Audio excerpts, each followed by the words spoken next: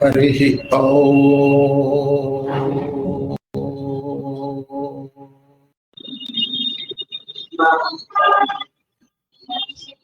गुरुर्ब्रह्मा गुरुर्विष्णु गुरुर्देवो महेश्वरः साक्षात् परब्रह्म तस्मै श्री गुरवे नमः। नमस्कारः। आनंदमयं देवं निर्मलस्फटिकाकृतिम् आधारं सर्वविद्यानां हयग्रीवम् उपास्महे। हयग्रीवेति यो वदेत् सर्वदेवानि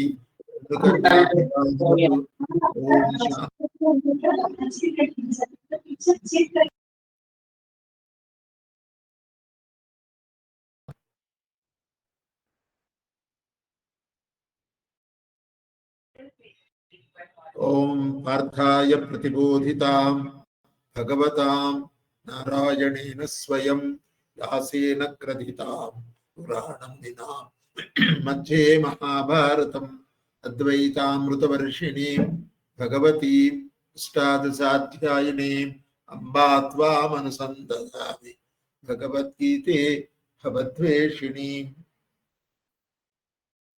नमस्कारं। మాస్టర్ గారి నమస్తే అండి. Ram Prasad sir, please switch off your camera. Everyone please mute and switch off yourself, please. Switch off your cameras, please. Thank you. Master గారి అనుగ్రహంతో భగవద్గీతని మనం అందరం కలిసి స్టడీ చేస్తున్నాం. ఇది ఒకళ్ళు చెప్పడం ఇంకోటి వినడం అని కాకుండా అది ఒక్క కృష్ణార్జునులకు మాత్రమే ఒకళ్ళు చెప్పడం ఒకళ్ళు వినడం అనేది. వాళ్ళతో పాటు సంజయుడు విన్నాడు, వ్యాసుడు విన్నాడు, మరి సంజయుడి ద్వారా ధృతరాష్ట్రుడు విన్నాడు. నేరుగా వాళ్ళందరికీ కూడా లైవ్ టెలికాస్ట్. ఇక్కడ మనం భగవంతుడు ఇచ్చినటువంటి ఉపదేశాన్ని భగవతాం నారాయణైన స్వయం, నారాయణుడే శ్రీకృష్ణుడుగా అవతరించి కృష్ణుడికి ఇచ్చినటువంటి ఉపదేశం ఏదైతే ఉందో ఆ ఉపదేశాన్ని మనం ఇక్కడ అందరం కలిసి చదువుకుంటున్నాం, వింటున్నాం. ఇది కేవలము కృష్ణుడికి సంబంధించింది లేదా ఒక అర్జునుడికి సంబంధించింది అనుకోవద్దని పెద్దలు చెప్పారు. మనందరికీ సంబంధించింది. మనందరం బాగుపడడానికి అర్జునుడు ఒక ఉపాధిగా ఉపదేశం ఇవ్వబడింది. ఇది ఇప్పటికీ కాదు, రాబోయే కొన్ని వేల సంవత్సరాలకైనా కూడా ఈ ఉపదేశం అలా నిలబడుతుంది. యుగముల తరబడి నిలబడేటటువంటి ఉపదేశం. ఎందుకంటే మనందరం కూడా అర్జునుడిలాగా ఒక విధమైనటువంటి ఒక విచిత్రమైనటువంటి స్థితిలో ఉన్నాం. సంసార సాగరం, సంసార వృక్షం. కిందేమో కాండం ఉంది, పైనేమో వేళ్ళు ఉన్నాయి. అటువంటి అశ్వత్థ వృక్షాన్ని ఉదాహరణగా చెప్తూ శ్రీకృష్ణుడు ఈ 15వ అధ్యాయాన్ని కొనసాగిస్తున్నాడు. మనం శ్లోకము 4 వరకు చెప్పుకున్నాం. 5వ శ్లోకం ఇప్పుడు చెప్తా. నిర్మాణమోహాచిత సంగదోష అధ్యాత్మనిత్య వినివృత్త కామాః ద్వంద్వైర్ముక్తాః సుఖ దుఃఖ సంజ్ఞైః కథ్యంత్యమూఢాః పదమవ్యయం తత్. ఇది 5వ శ్లోకం. నిర్మాణ మోహ అంటే మోహము లేదా అభిమానము లేనివారు, అవివేకము లేనివారు. జిత సంగదోష అంటే సంగం అంటే ఇంతకుముందు చెప్పుకున్నాం కదా మనం, అటాచ్మెంట్. దృశ్య పదార్థముల యందు, కనబడేటటువంటి వస్తువుల యందు ఆసక్తి అని దోషమును జయించిన వారు. అధ్యాత్మ నిత్యా అంటే నిరంతరము ఆత్మజ్ఞానము లేదా బ్రహ్మనిష్ట కలవారు. నివృత్త కామా అంటే కోరికలన్నీ వాసనా సహితంగా తొలగించుకున్నవారు. సుఖ దుఃఖ సంజ్ఞై సుఖ దుఃఖములు అనబడు ద్వంద్వై ద్వంద్వముల చేత విముక్తా బాగుగా విడువబడిన వారు అగు అమూఢా అజ్ఞానరహితులు అంటే జ్ఞానులు తత్ చెప్పబడినటువంటి అవ్యయం నాశనము లేని పదం స్థానమును అంటే మోక్ష పదమును గచ్చంతి పొందుతున్నారు. అంటే ఎవరికి మోక్ష పదం దొరుకుతుంది, మనం ఏమేం పోగొట్టుకోవాలి, ఏమేం పొందాలి, అది చాలా స్పష్టంగా ఈ శ్లోకంలో చెప్పారు. అభిమానము లేక అహంకారము, నేను పెద్దానికి నేను ఉన్నాను తెలుసా, నేనెవరో తెలుసా, అభిమానం. కొంతమందికి అభిమానం అంటే దురభిమానం ఉంటుంది. చాలా అభిమానం ఉన్నవాళ్ళండి, మమ్మల్ని ఎవరు అనకూడదండి, ఏమనకూడదండి అంటుంటారు. అవివేకము లేదా అహంకారము లేనటువంటి వారు. సంఘము, సంఘం ఎప్పుడు వస్తుంది మనకి, దృశ్య పదార్థాలను చూస్తూ ఉంటే వాటి యందు ఆసక్తి, కనపడేటటువంటి ప్రపంచంలోని వస్తువులు అన్నిటి యందు ఒక రకమైనటువంటి ఆసక్తి, అది ఒక దోషం. యాక్చువల్ ఆ దోషాన్ని తొలగించుకున్నవారు, జయించిన వారు, నిరంతరము ఆత్మజ్ఞానము లేదా బ్రహ్మనిష్ట గలవారు. ఆత్మజ్ఞానం కొంచెంసేపు భజన చేస్తున్నప్పుడు, లేకపోతే జపం చేసుకుంటున్నప్పుడు, లేకపోతే ఏదో పూజ చేసుకుంటున్నప్పుడు కొంచెంసేపు ఆత్మజ్ఞానం ఉంటుందండి, తర్వాత ఉండదు, తర్వాత మళ్ళీ సంసారంలో పడిపోతున్నాం అని చాలా మంది చెప్తూ ఉంటారు. ఇక్కడ నిత్యాహ అనే పదం వాడటంలో ఉద్దేశం ఏంటంటే ఎప్పటికీ మనము ఆ ఆత్మనిష్టయందు, బ్రహ్మనిష్టయందు, ఆత్మజ్ఞానమునందు మనం ఉండాలి. కోరికలన్నీ వాసనా సహితముగా తొలగినవారు. కోరికలు మాత్రం తొలగుతాయి, దాని వాసనలు మాత్రం ఉంటాయి. ఎప్పుడైతే ఉంటాయో మళ్ళీ కోరిక వస్తుంది. సో రూట్తో సహా తీసివేయటం. సుఖ దుఃఖములు అనబడి ద్వంద్వముల నుండి బాగుగా విడువబడిన వారు. మన దుఃఖానికి కారణం సుఖ దుఃఖములే. ఇది కావాలి అనుకోవటం, అది దొరకకపోతే బాధపడటం. ఏదైనా చిన్న ప్రయోజనం జరిగితే చాలా అలా డ్యాన్స్ చేసేయటం, చిన్న ప్రయోజనం పోతే దానికి చాలా దుఃఖపడటం. చిన్న పెన్ను పడిపోయింది అనుకోండి, ఎక్కడైనా చాలా దుఃఖపడుతుంటారు. ఇంకా మామూలుగా అయితే ఇంట్లో ఏదైనా ఇబ్బందులు కలిగి లేదా పెద్దవారు ఎవరన్నా దేహ త్యాగం చేసి వెళ్ళిపోతే గలా సంవత్సరాల తరబడి అలా దుఃఖించే వాళ్ళు చాలా మంది ఉంటారు. ఇప్పుడు 20 ఏళ్ల క్రితం మా నాన్నగారు చనిపోయారండి అని ఈ రోజుకి దుఃఖపడుతున్న వాళ్ళు చాలా మంది ఉంటారు. వెళ్ళిపోయారు ఆయన ఆల్రెడీ, బట్ ఆ విషయమునందు అలా మనస్సు అలా ప్రవర్తిస్తూ ఉంటుంది, అది దుఃఖానికి కారణం. ఇవన్నీ తొలగించుకున్న వాళ్ళని శ్రీకృష్ణుడు జ్ఞానులు అని పిలిచారు. వాళ్ళనే అమూఢా అంటే మూఢత్వము లేనివారు. అటువంటి వాళ్ళు పదం అవ్యయం, అవ్యయమైనటువంటి పదం. అవ్యయం అంటే ఎప్పటికీ తొలగనటువంటిది, ఎప్పటికీ ఖర్చు కానటువంటి పదం, అదే మోక్ష పదం. మోక్ష పదం ఒకసారి వస్తే ఇంకా పోవటం ఉండదు. మోక్ష పదం రావాలంటే ఏం చేయాలి? పునరావృత్తి రహితమైనటువంటి ఒక మార్గాన్ని మనం చేరాలంటే ఏం చేయాలి అంటే ఇక్కడ చెప్పినటువంటి ఈ క్వాలిటీస్ అన్ని మనం డెవలప్ చేసుకోవాలి. పునరావృత్తి లేని శాశ్వత బ్రహ్మపదము లేదా మోక్షమును పొందాలి అనేది ఈ శ్లోకంలో ఈ లక్షణాలు కలిగిన వాళ్ళకి సాధ్యము అని శ్రీకృష్ణుడు చెప్తున్నారు. భగవానుడు ఏంటది? అభిమానము, అవివేకరాహిత్యం. వివేకంతో ఉండాలి, అవివేకంతో ఉండకూడదు. అవివేకాన్ని పోగొట్టుకోవాలి. వివేకాన్ని పొందితే అవివేకం పోతుంది. అది ఎలా చేయాలి అంటే అభ్యాసము, వైరాగ్యం. ఎలా ప్రాక్టీస్ చేయాలనేది నిరంతరం మనం నేర్చుకుంటూ దాన్ని ఎందు ఉంటే అది మనకు వస్తుంది. ఒక అలవాటుగా కనుక చేసుకుంటే అలవాటు తొందరగా పోదు. చెడైనా మంచి అలవాటు చేసుకోవాలి. ఈ లక్షణాలన్నీ మనం స్మరిస్తూ మంచి మార్గంలో కనుక ఉండగలిగితే మనం ఆ మోక్ష పదమును పొందగలం. ఇక్కడ మోక్షము అంటే తిరిగి రానటువంటి పదం, అవ్యయం, ఎప్పటికీ మారనటువంటి, ఖర్చు కానటువంటి ఒక స్థితి. దీనికి ఒక లక్షణం చెప్పింది, అభిమానము అవివేకము పోగొట్టుకునుట. తర్వాత సంగము అను దోషమును జయించుట. ఈ సంగము నుంచే అన్ని ప్రాబ్లమ్స్ వస్తూ ఉంటాయి. మాక్సిమం ప్రాబ్లమ్స్ వచ్చేది సంగము ద్వారా. కాబట్టి ఒక అటాచ్మెంట్, దేనికో దానికి తగులుకుని ఉంటాం, దాని నుంచే దుఃఖం వస్తుంది. దేనికున్న అటాచ్మెంట్ అనేది డిటాచబుల్ అటాచ్మెంట్ గా ఉండాలి అని పెద్దలు చెప్పారు. రైలు బోగి, రైలు ఇంజన్, బోగీలన్నీ ఇంజన్కి తగులుకొని ఉంటాయి, కానీ ఇప్పుడు కావాలన్నా దాన్ని అటాచ్మెంట్ తొలగించవచ్చు.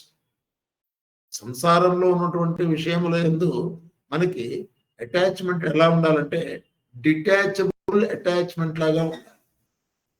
అది లేకపోతే నేను బ్రతకలేను అనే స్థితి నుంచి మనం బయటపడాలి. ఏదైనా కూడా భగవంతుని యొక్క లీలగా మనం జరుగుతున్నవన్నీ చూస్తే కనుక సంగం అనే దోషం పోతుంది.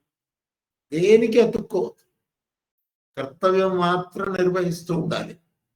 దేని యందు సంగము కలిగి ఉండకూడదు. డ్యూటీ మనం చక్కగా చేసుకుంటూ వెళ్ళాలి. డ్యూటీ చేస్తే నాకేమిటి అని అనకూడదు.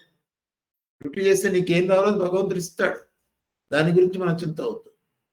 ఇక్కడ సంఘం రాకుండా ఉండాలంటే దృశ్య పదార్థముల యందు ఆసక్తిని తగ్గించుకోవాలి. అది చూడాలి, ఇది చూడాలి, 5 ఇంద్రియాల ద్వారా అది ముట్టుకోవాలి, ఇది ముట్టుకోవాలి, ఇది తినాలి, అది తినాలి, అది వినాలి, ఇది వినాలి.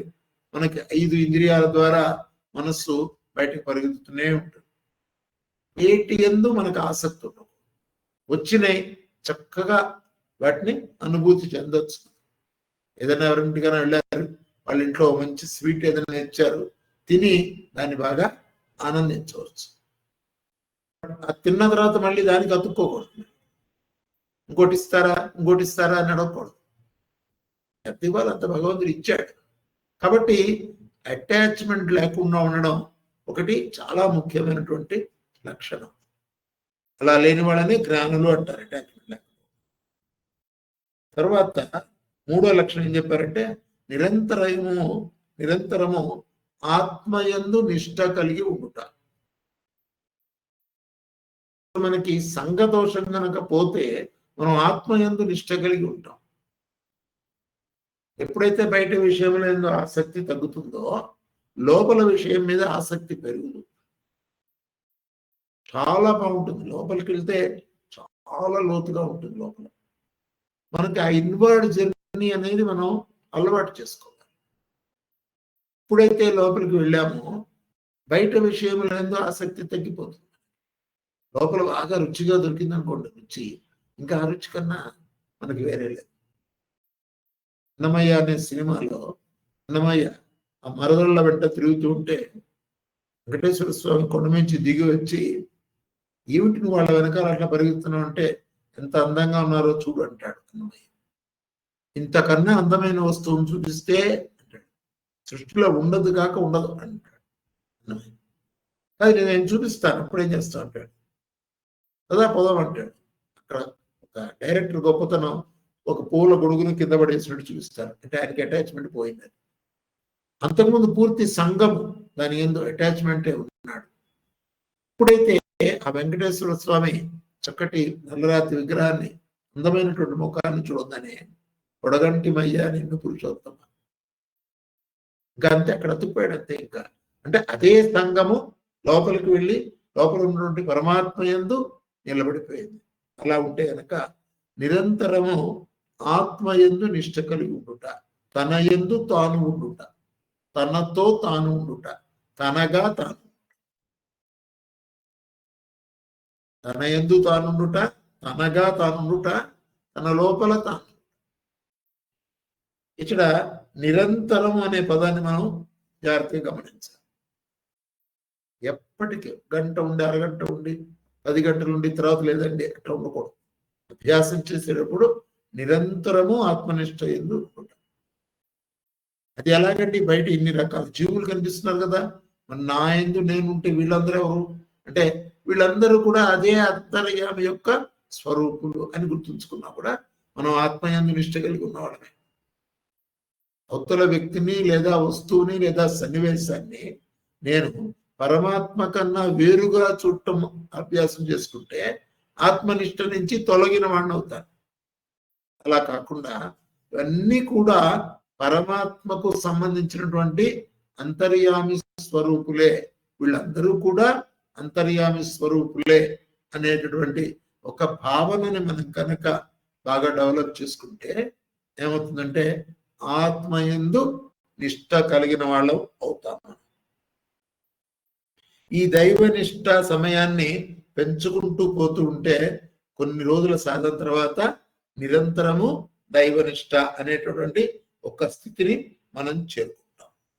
ఎందుకంటే దైవం అనేటటువంటి ఒక వెలుగు లేకపోతే మాయ అనే అంధకారం మనల్ని కమ్మేస్తుంది. రూమ్లో ఉండే గదిలో ఉండే చీకటిని పోగొట్టుకోవడానికి ఒకే ఒక్క మార్గము వెలుగుని మనము తెచ్చుకుంటాం, ఉంచుట. వెలుగు రాగానే చీకటి ఆ వెలుగులోనికి వెళ్ళిపోతుంది, ఎక్కడికి పోదు. చీకటి వెలుగులోనికి వెళ్ళిపోయి వెలుగు మాత్రమే ఉంటుంది. అందుకే లైట్ ఆఫ్ చేయగానే చీకటే ఉంటుంది, ఒరిజినల్ గా చీకటే.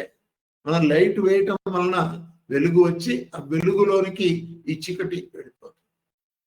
ఆత్మనిష్ట యందు ఉండడం అనే అలవాటు చేసుకుంటే చీకటి ఆ వెలుగులోకి వెళ్ళిపోతుంది. ఇప్పుడు ఆత్మనిష్టలో ఉంటారు, తన యందు తాను రమిస్తూ ఉంటాడు. అద్భుతమైనటువంటి ఒక స్థితిని మనం పొందగలం. ప్రాక్టీస్ చేయాలి. అంత సులభంగా వస్తుందా మీరు చెబుతున్నారు, బాగానే ఉన్నారంటే శ్రీకృష్ణుడు చెప్పినటువంటి విషయమే కదా ఇది. సాధ్యమైంది అయితే ఆయన చెప్పలేదు. అర్జునుడికి ఉపదేశం ఇచ్చినప్పుడు ఈ మొత్తం భగవద్గీత 705 శ్లోకాలలో ఒక్క శ్లోకం కూడా అసాధ్యమైనదని ఉండదు. ఏం చేస్తే వస్తుంది, సాధన ఎలా చేయాలో అది చాలా స్పష్టంగా చెప్పారు భగవానుడు. ఇక్కడ ఆధ్యాత్మ నిష్ట ద్వారా మాయ అనేది కొంచెం కూడా మనలో దొరబడకుండా మనం జాగ్రత్తగా ఉండవచ్చు. సాధనా క్రమంలో ఎలా ఉంటారు ప్రజలు అంటే సాధకులు ఎలా ఉంటారంటే ఇక్కడ ఎప్పటికీ ఆత్మస్థితిని దైవభావాన్ని కలిగి ఉన్న వాళ్ళని ఉత్తమ సాధకులు అని పిలుస్తారు. ఎప్పుడు లోపలే ఉంటారు. లోపల ఉంటారంటే బయట తిరగరని కాదు, బయట తిరిగినా లోపల ఆయనతో కలిసి ఉంటారు. ఉత్తమ సాధకులు అని పిలుస్తారు. కొంతమంది కొంచెం సేపు దైవ చింతన కలిగి ఉండి తర్వాత మళ్ళీ ప్రాపంచిక విషయంలో మళ్ళీ అలా నిమగ్నం అయిపోతారు. మళ్ళీ గుర్తురాడు దైవం, ఎప్పుడో గుర్తొస్తాడు, మళ్ళీ దైవంలో వెళ్తారు. అలాంటి వాళ్ళని మధ్యమ సాధకులు అని పిలుస్తారు. ఇంకా కొంతమంది ఉంటారు నిరంతరము ఈ దృశ్య పదార్థ వ్యామోహంలోనే, ఈ కనిపించే వస్తువులు, కనిపించే వ్యక్తులు, వాళ్ళ గురించిన అభిప్రాయాలు, వాళ్ళు ఇట్లా వీళ్ళు ఇట్లా అనుకుంటూ ఈ దృశ్య ప్రపంచంతోనే సాంగత్యం కలిగి ఉంటారు. వాళ్ళని అధమ సాధకులు అని పిలుస్తారు. అధమ సాధకులు ప్రయత్నం చేస్తే మధ్యమ సాధకులు కావచ్చు, మధ్యమ సాధకులు ప్రయత్నం చేస్తే ఉత్తమ సాధకులు కూడా కావచ్చు. ఈ ఉత్తమ సాధక స్థితికి చేరిన వాళ్ళకి ఈ అయ్యేటువంటి మోక్ష పదము వాళ్ళకి సిద్ధిస్తుంది. మోక్షం అంటే ఎక్కడి నుంచి వచ్చేది కాదు, సిద్ధించడమే. అది తనైపోతారు. అది ఎలా అనేది ఇంకా ముందు వచ్చే శ్లోకాల్లో చాలా బాగా చెప్తారు. ఇక 4వ స్థితి అంటే మొదటిది అభిమాన వివేక రాహిత్యము, రెండవది సంగమన దోషమును జయించుట, మూడవది నిరంతరము ఆత్మయందు నిష్ట కలిగి ఉండుట. ఇక 4వ గుణం ఏంటంటే కోరికలను సంపూర్ణముగా వాసనా సహితంగా తొలగించుకుంట వినివృత్త కామాహ అని చెప్పారు. వినివృత్త కామాహ అంటే చాలా విశేషమైనటువంటి, అంటే ఏమాత్రము కొంచెం కూడా ఉండకుండా కోరికలు నిశేషంగా సమూలంగా వాసనా సహితంగా అది తొలగిపోవాలి. అందుకని కామాహ అంటే కోరికలు వినివృత్త, కంప్లీట్లీ తీసేయగలగాలి. ఏమవుతుంది అప్పుడు?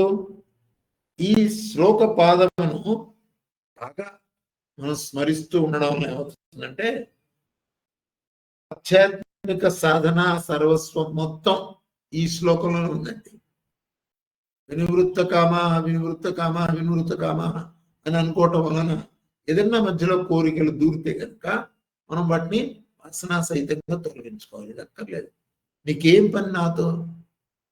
అయితే ఒక డౌట్ వస్తుంది, అంటే కోరికలు లేకుండా మనిషి ఎట్లా జీవించవచ్చు? ఆకలి వేస్తోంది, మరి ఆహారం స్వీకరించాలి కదా, కోరిక కాదా అది? అంటే కాదు. కోరికలు అంటే ఎలాంటివంటే సాధారణమైనటువంటి మనం జీవించడానికి కావాల్సినటువంటి ఆవశ్యకతలు, అవి కోరికలు కాదు. ఇది లేకపోతే అసలు ఇదే లేదు, జీవితమే లేదు. కాబట్టి ఆవశ్యకతలు కాకుండా కోరికలు, అంటే దీన్ని చెప్పాలంటే ఎగస్ట్రాలు అంటాం, అవి అక్కర్లేదు. వాటిని కంప్లీట్గా తొలగించుకోవాలి. ఆవశ్యకతలు మనకి ఏది అవసరమో అది మాత్రం అట్లా చూసుకుంటూ వెళుతూ ఉంటే చాలు. వినివృత్త కామాహ అని చెప్పడంలో ముఖ్యమైనటువంటి ఉద్దేశం ఏంటంటే ఇక్కడ మొత్తం ఈ కనిపించేటటువంటి దృశ్యం నుంచి మనకు వచ్చేటటువంటి కోరికలు అవి వాసన సహితంగా, అంటే రూట్ తో సహా తీసివేయగలగాలి. అప్పుడు ఇవన్నీ కూడా సాధకుడు ఏకకాలంలో ఈ క్వాలిటీస్ అన్ని మనం అధ్యయనం చేసుకోవాలి. సో 4వది వినివృత్త కామాహ. ఇంకా 5వ సాధన సుఖ దుఃఖాది ద్వంద్వ రాహిత్యము. ద్వంద్వముల నుండి బయటపడ. కొంచెంసేపు అమావాస్య మొహం, కొంచెంసేపు పౌర్ణమి మొహం, అలా ఉండకూడదు. భగవంతుడు ప్రసాదించినటువంటి ఈ స్థితి ఏదైతే ఉందో, ఈ స్థితి ఎప్పటికీ ఆనంద స్థితినే. భగవంతుడు మనల్ని దుఃఖపడమని ఎప్పుడూ చెప్పలేదు. దుఃఖపడడానికి మనం దేహం ధరించలేదు. నిరంతరము ఏదో పొగొట్టుకున్న వాళ్ళగా మొహం పెట్టుకోకర్లేదు. కారణం ఏంటంటే ద్వంద్వముల యందు మనం ఇరుక్కోకూడదు. ద్వంద్వములు అంటే సుఖము దుఃఖం. ఇది 5వది అయినటువంటి క్వాలిటీ.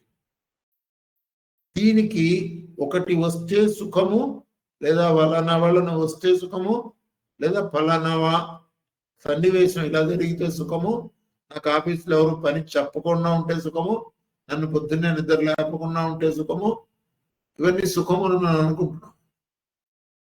ఏదైనా పోతే దుఃఖము, సుఖము లేదా దుఃఖము అనేటటువంటి ద్వంద్వ స్థితి నుంచి బయటపడాలంటే సర్వమున్నతని కళా దివ్య కళామయమంచు విష్ణువునందు ఉల్లము చేర్చి తాను అడవి ఉండుట మేలు నిశాచరాగ్రణి అంటాడు భాగవతంలో ప్రహ్లాదుడు. సర్వమున్నతని దివ్య కళామయమంచు. ఎటువంటి స్థితి కలిగించినా సరే భగవంతుడి యొక్క దివ్య కళ మంచు విష్ణువునందు ఉల్లము చేర్చి, మన మనస్సుని విష్ణువునందు చేర్చి మనం అడవిలో ఉన్నా కూడా సుఖమే అంటాడు ప్రహ్లాదుడు. కనుక సుఖము లేదా దుఃఖము మనస్సుకున్నటువంటి స్థితి. ఒకరికి చాలా సుఖం అనిపించేది ఇంకోళ్ళకి దుఃఖం అవుతుంది. హోమియోపతిలో ఒక విచిత్రమైనటువంటి కేసు. భార్యాభర్త ఇద్దరు వచ్చారు. ఏమిటి ప్రాబ్లం అని అడిగాను నేను భార్యని. నాకు చల్లదనం పడదండి, ఈయన ఏసీ ఎప్పుడు వేస్తూనే ఉంటాడు, ఆయన వేయడం నేను ఆర్పడం, ఆయన వేయడం నేను ఆర్పడం, తెల్లవాళ్ళు నిద్ర లేకుండా పోయింది మా ఇద్దరికి. నీకెందుకయ్యా, నీకేంటి ప్రాబ్లం అంటే నాకు చల్లదనం లేకపోతే నిద్ర పట్టదండి. సో ఒకళ్ళకి చల్లదనం చాలా సుఖము, అదే చల్లదనం ఇంకొకళ్ళకి దుఃఖము. ఎండాకాలంలో ఎవరైనా ఇంటికి వచ్చారనుకోండి, మాస్టర్ గారు ఇచ్చిన ఎగ్జాంపుల్ ఇది. ఓసారి ఎండాకాలంలో ఒక ఆయన ఇంటికి వచ్చాడు. ఆయనకి బాగా చల్లటి ఫ్రిడ్జ్లో వాటర్ తీసి మనం ఆయనకి ఇచ్చాం. చాలా ఆనందపడ్డాడు ఆయన. ఇంత ఎండగా ఉంది, ఫ్రిడ్జ్ వాటర్ ఇచ్చారండి, చాలా సంతోషం, చాలా బాగుందండి, చాలా బాగుంది అన్నాడు. ఆయన మళ్ళీ కొన్నాళ్ళ తర్వాత మంచి చలికాలంలో వచ్చాడు, ఏ ఫ్రిడ్జ్ వాటర్ మళ్ళీ గ్లాసులు ఇచ్చి తింటాడు. నోట్లో పెట్టుకోగానే చల్లగా ఉంది. ఇదేంటండి ఇలా ఇచ్చారు నీళ్లు, బయట చల్లగా ఉంది కదా, కాస్త వేడిగా అదేమిటయ్యా, మొన్న చల్లటి నీళ్లు చాలా సుఖంగా ఉన్నాయన్నావు కదా, ఇప్పుడు చల్లటి నీళ్లు దుఃఖాన్ని కలిగిస్తున్నాయి. సుఖము లేదా దుఃఖము బయట వస్తువుల యందు లేదు, బయట పరిస్థితుల యందు లేదు, అది నా యందే ఉన్నది. నేను సుఖ దుఃఖ భావముల నుండి బయటపడితే తనకు దుఃఖమును కలిగించే స్థితిని సరిచేసుకుంటా, సుఖము కలిగించే స్థితి కనుక పోతే దుఃఖపడకుండుట. ఏదైతే చాలా సుఖం అని అనుకుంటున్నాడో ఆ చాలా సుఖం కలిగించే స్థితి అదే అని అనుకోకూడదు. అలాగే దుఃఖాన్ని కలిగించే కారణం బయట ఉంది అనుకోకూడదు. మనం రెండు నాలోనే ఉన్నాయి. అదే గ్లాసు చన్నీళ్లు దుఃఖాన్ని కలిగించాయి, అదే గ్లాసు చన్నీళ్లు చాలా సుఖాన్ని కలిగించాయి. కనుక వాతావరణము, పరిస్థితులు, ఊళ్ళన్నీ ఇవన్నీ తీసుకొని మనం కనుక సుఖ దుఃఖ రహితమైనటువంటి స్థితికి చేరాలి. అందుకని పెద్దలు ఏం చెప్తారంటే, ఎప్పుడు అతి చల్లని లేదా అతి వేడి పదార్థములను స్వీకరించవద్దు. నార్మల్ టెంపరేచర్, అది ఎప్పటికీ మంచిది. అలా ఉండాలి, హాయిగా ఉండాలి. ఏమంటే ఫ్యాన్ కావాలా మీకు, ఉన్నా పర్వాలేదు, లేకపోయినా పర్వాలేదు. నాకు సుఖం ఇవ్వదు దుఃఖాన్ని, బాగా దుఃఖాన్ని ఇచ్చింది ఫ్యాన్, తీసేసి దూరంగా పడుకోవాలి. కాబట్టి ఈ సుఖ దుఃఖములు అనేటువంటి ద్వంద్వముల నుండి మనం బయటపడటం శాశ్వత మోక్ష స్థితిని పొందడానికి ఒక మెట్టు. అది ఇక్కడ భగవద్గీతలో చెప్పినటువంటిది ఈ 5వ సాధన అని చెప్పారు. ఇంకా 6వది అమూఢత్వము. మూఢత్వము లేకపోవడం. ఏమిటి మూఢత్వము? అజ్ఞానం. మూఢుల్లాగా ప్రవర్తిస్తున్నా అండి అంటే అజ్ఞానంలాగా ప్రవర్తిస్తున్నాం. ఏమిటి అజ్ఞానము? అజ్ఞానము లేదా అవిద్య మన దగ్గరికి వస్తున్నాయంటే మనకు తెలుసు. మనకి అప్పుడు జ్ఞానమందే సదా నిలకడ కలిగి ఉండుట.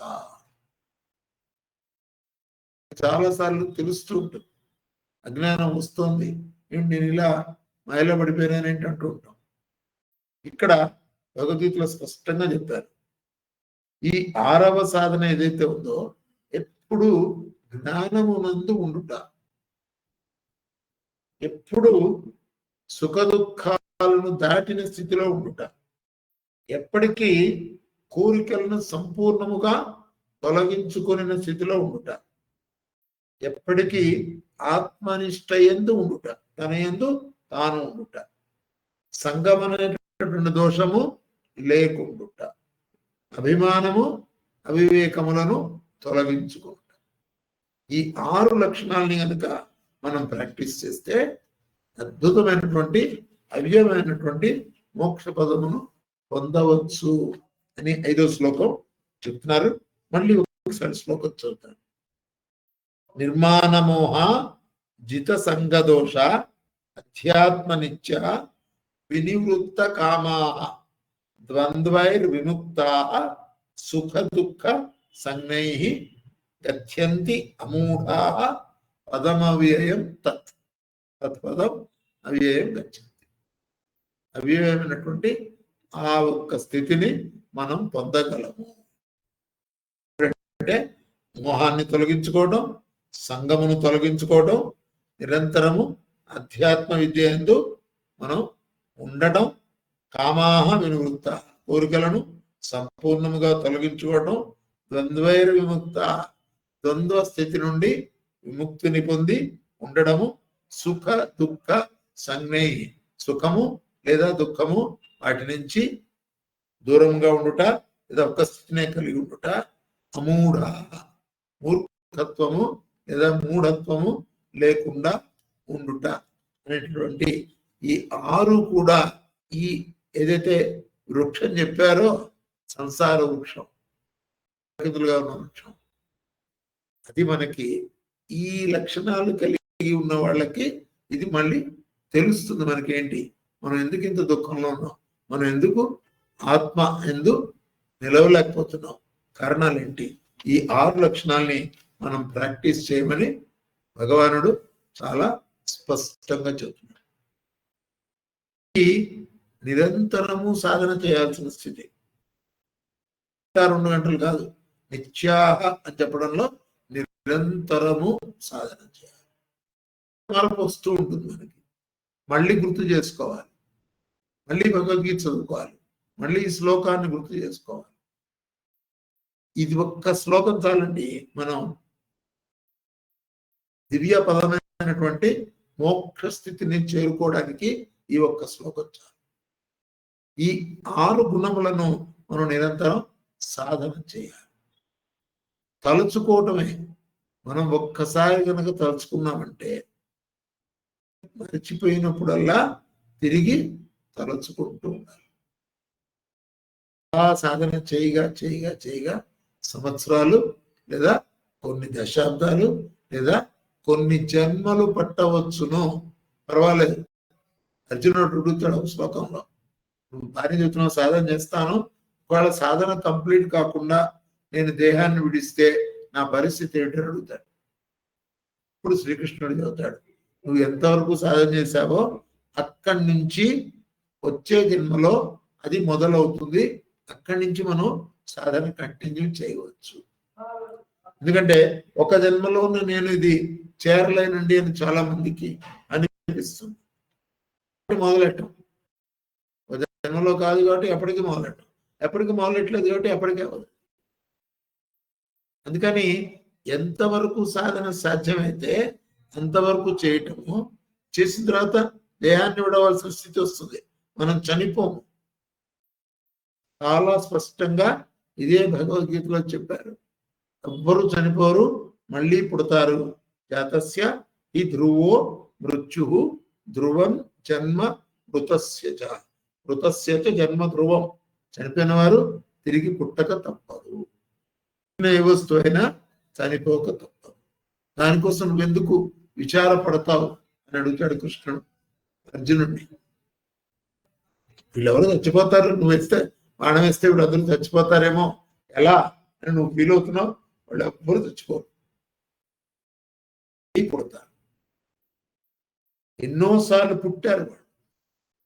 అందుకే పెద్దలు ఏం చెప్తారంటే, అయ్యో చాలా వయస్సు అయిపోయింది నాకు, నేను పెద్దవాడిని అయిపోయాను, ఎట్లా ఇప్పుడు వచ్చింది భగవద్గీత నాకు పుస్తకం చేతికి, ఈ 10 రోజులు చదివితే నేనేమైపోతానంటే 10 రోజుల సాధన క్యారీ ఓవర్ అవుతుంది.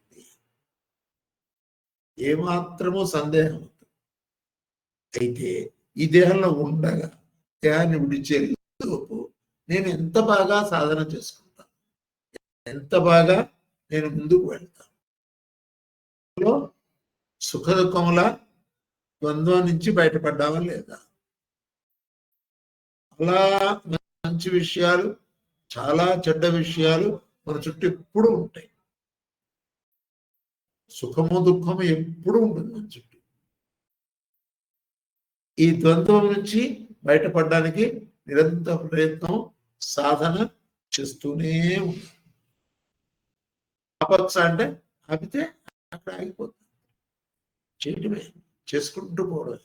పెద్దలు ఇచ్చిన ఉదాహరణ ఏంటంటే, ఒక సైకిల్ తొక్కుతున్నవాడు కింద పడకూడదు అన్నచో త్రొక్కుతూనే ఉండవలను, అది శాస్త్రం. తొక్కాలంటే అది తొక్కుతున్నంతసేపు పడడు, అలా జీవితాన్ని కొనసాగిస్తూనే ఉండాలి. అయితే నిరంతరము ఆత్మయందు నిష్ట కలిగి ఉండుట, అది చెప్పాడు. లోపల ఆత్మ వస్తువు ఏదైతే ఉందో దాంతోనే ఉంటాను. లౌకికమైనటువంటి వ్యవహారం అనేది వదలక్కర్లేదు. అందుకే వదిలించుకోవటం కాదు, వదులుగా ఉంచుకోవటం అని చెప్పారు సంసారాన్ని. కొంతమంది సంసారాన్ని వదిలించుకుందాం అనుకుంటారు. సంసారం వదిలినా లోపల మనస్సు వదలదు కదా. వెళ్ళి అక్కడికి ఎక్కడికో హిమాలయాలకి తపస్సు చేయడానికి వెళ్ళి అక్కడ కూర్చొని కూడా కుటుంబాన్ని గురించి, సంసారం గురించి ఆలోచిస్తూ ఉంటే ఆయన సన్యాసి ఎందుకు అవుతాడు? అంటే ఈ స్థితి మనకి లోపల వాడితో కలిసి ఉండుట అనే స్థితి సంసారమునందు ఉండి చేయడం సాధ్యమే. వీని 6 లక్షణాలు కూడా అసాధ్యమని ఏది చెప్పలేదు. కొంచెం కష్టం అని మాత్రం కరెక్ట్. ఎందుకు కష్టం అంటే ఏది ఊరికే రాదు. ప్రపంచంలో ఏది కూడా ఊరికే దొరకదు. నిరంతరము సాధన చేస్తూ ఉంటే కొన్ని రోజులకి మనం ఆ స్థితిని పొందగలము. భగవద్గీత చదువుకోవడంలో పర్పస్ అదే. చెప్పాడు భగవద్గీత ధర్మక్షేత్రమైనటువంటి కురుక్షేత్రంలో చెప్పాడు. ధర్మక్షేత్రే కురుక్షేత్రే. దీనికి అర్థం ఒక ఆయన ఎలా ఇచ్చారంటే ధర్మం కురు క్షేత్రే క్షేత్రే అని చెప్పారు. సంస్కృతాన్ని ఎలా మనం విడదీసి చక్కగా చెప్పుకోవచ్చు.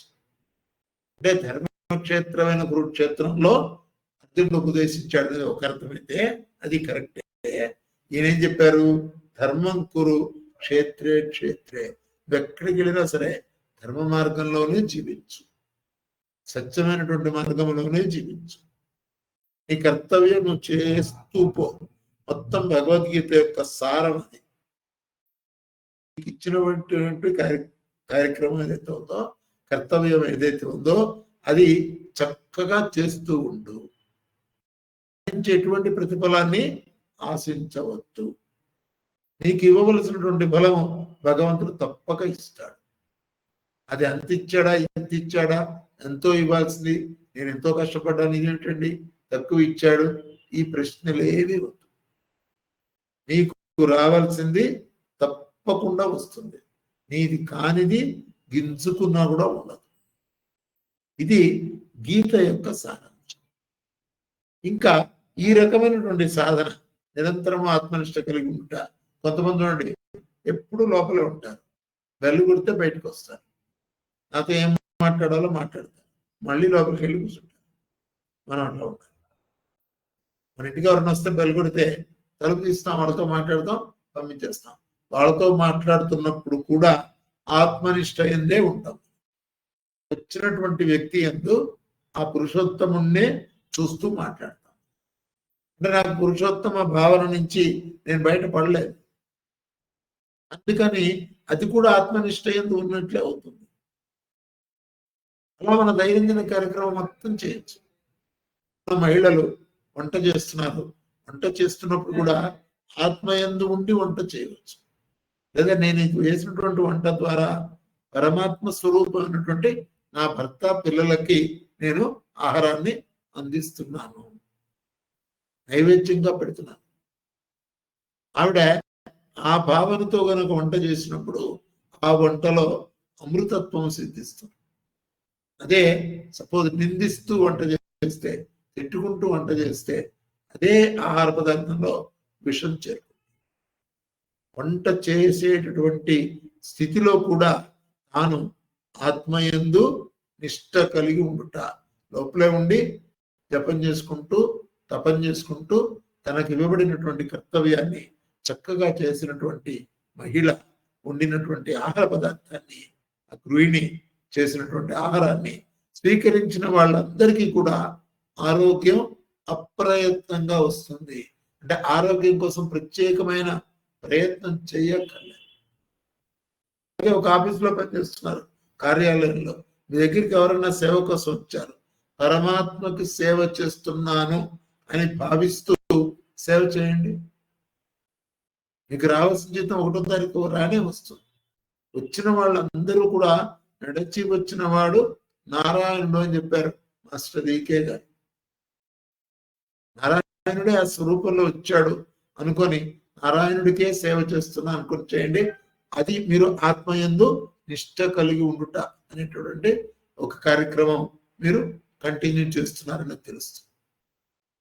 ఇది సాధనగా జీవితం మొత్తం చేయాలి. నిత్యా, తర్వాత విమూఢ, మూర్ఖత్వం కలిగి ఉండటం, కోపం తెచ్చుకోవటం, అందరి మీద అరవటం, ఎగరటం, ఇటువంటి లక్షణాలన్నీ పోగొట్టుకోవాలి. ఎలా పోగొట్టుకోగలం? అవతల వ్యక్తి భగవంతుడే. భగవంతుడు వచ్చినప్పుడు వాడి మీద అరుస్తాం, అరవం కదా. మనం కనుక ప్రయత్నపూర్వకంగా చేస్తే ఎవరైతే ఇలా చేస్తారో వాళ్ళు మనం పొందవలసినటువంటి మోక్ష పదమును పొందగలరు అని భగవానుడే మనకి వాగ్దానం చేస్తున్నాడు. మనం పొందవచ్చు. ఇది 5వ శ్లోకం. రేపు పురుషోత్తమ యోగం 6వ శ్లోకం చెప్పుకుందాం. 7:15 నుంచి 7:15 to 7:55 40 నిమిషాలు ఈ కార్యక్రమం ఇది అయ్యేదాకా చేసుకుందాం. స్వస్తి ప్రజాపతి పరిపాలయంత అయేన మార్గేణ మహిం మహిషా గోబ్రాహ్మణేభ్యః శుభమస్తు నిత్యం. లోకా సమస్తా సుఖినో భవంతు. హరి ఓం తత్సత్. ఏమన్నా డౌట్లు ఉన్నాయా? హ్యాండ్ రైజ్ చేస్తే నేను వాళ్ళని చెప్తాను. ఓకే, ఎస్ ఉందారా? యుఎన్ ఉమా, ఎస్ ఉమా చెప్పండి. ఉమా ద్వారా మీరు అన్మ్యూట్ చేయండి.